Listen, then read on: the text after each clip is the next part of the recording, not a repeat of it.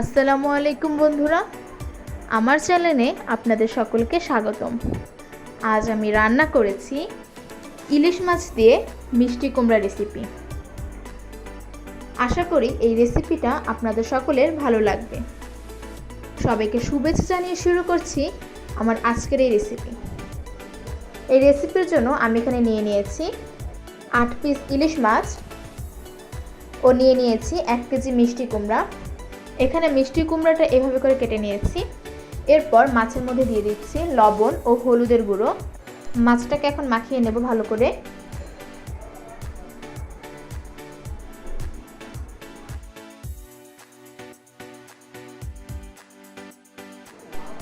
এরপর একটা প্যানে দিয়ে দিচ্ছি সয়াবিন তেল।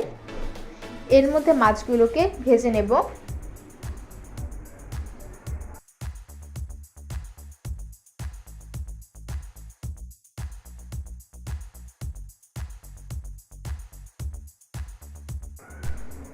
এক পিঠ ভাজা হয়ে গেলে উল্টে আরেক পিঠ ভেজে নেব।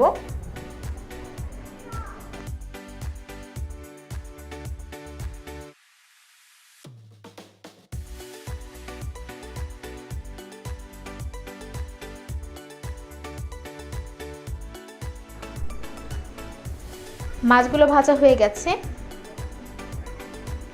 এখন মাছগুলোকে একটা বাটিতে তুলে নিচ্ছি।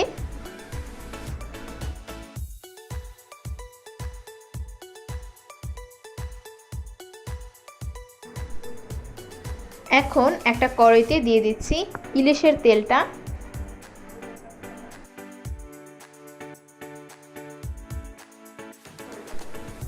এখন এর মধ্যে দিয়ে দিচ্ছি মিষ্টি কুমড়াগুলো,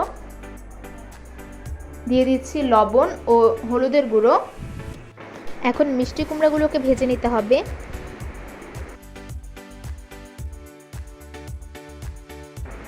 মিষ্টি কুমড়াগুলো ভাজা হয়ে গেছে। এখন কুমড়াগুলো একটা বাটিতে তুলে নিব।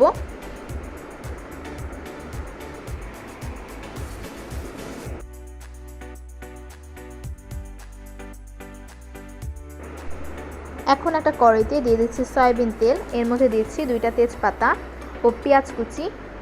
পেঁয়াজ কুচিটাকে এখন বাদামি করে ভেজে নেব।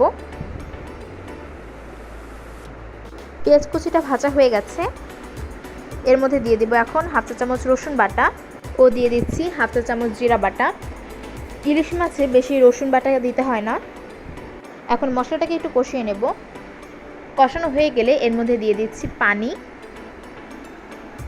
দিয়ে দিচ্ছি 4 থেকে 5টা কাঁচামরিচ, যা আমি মাছ বরাবর চিড়ে নিয়েছিলাম। এরপর দিচ্ছি হাফ চা চামচ হলুদের গুঁড়ো ও হাফ চা চামচ মরিচের গুঁড়ো। মিষ্টি কুমড়া বেশি মরিচের গুঁড়ো দিলে ভালো লাগে না খেতে। এরপর দিয়ে দিয়েছি স্বাদ মতো লবণ। এখন মশলাটাকে কষিয়ে নেব। কষানো হয়ে গেলে এর মধ্যে দিয়ে দিচ্ছি মিষ্টি কুমড়াগুলো। মিষ্টি কুমড়োগুলোকে এখন আবার 2 মিনিট কষিয়ে নিতে হবে। কষানো হয়ে গেছে। এখন এর মধ্যে দিয়ে দিচ্ছি পরিমাণ মতো পানি। আপনারা আপনাদের পরিমাণ অনুযায়ী পানিটা দেবেন।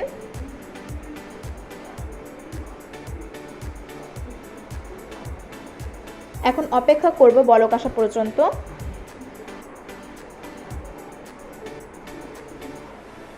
বলক চলে এসেছে। এখন এর মধ্যে দিয়ে দিচ্ছি ভেজে রাখা মাছগুলো।